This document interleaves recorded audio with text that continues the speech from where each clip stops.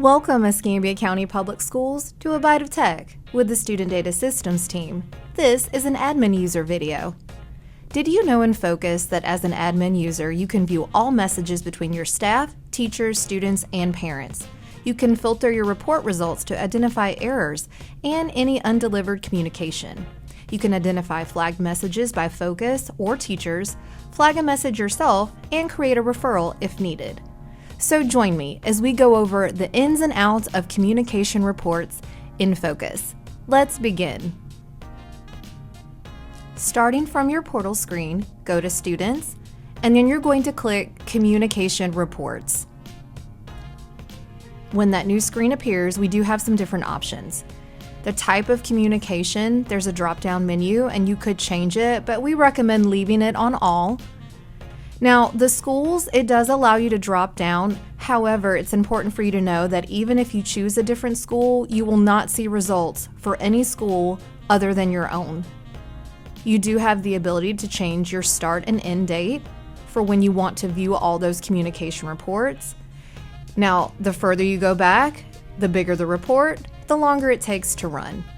So you choose a date, choose your end date, and it will populate here.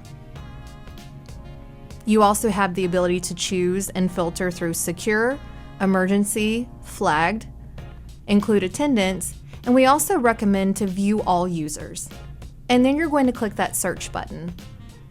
When you do, your communication report is going to load for you. Now you're going to notice the date and time communication was sent, the type of communication that was sent.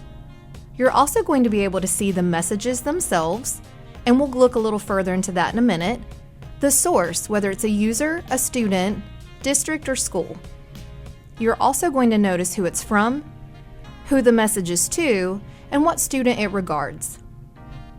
You're also going to see the total, the sent, pending, expired, errors, and attendance. If we continue to scroll over, you're going to see if a message was secure, if it was an emergency message, if it was flagged, admin flagged, and the ability to go ahead and add a referral. It's important to know that clicking on the arrows next to the column title will allow you to quickly filter up and down based on the title. You also have the ability to turn those filters on like you normally would in Focus.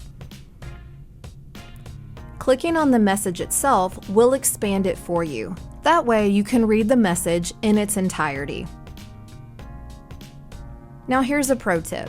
Clicking the box next to the time will allow you to open it up in a different view, and then you can quickly toggle from message to message. Here, if you click on the user, it's going to take you to that user screen or student screen in Focus. Checking for errors is simple. Either click on the number of errors or the recipient. It's going to tell you exactly why your email, call out, or text message did not send. Back on this screen, if you see that a message is flagged in this column, that means the system or a teacher flagged the message.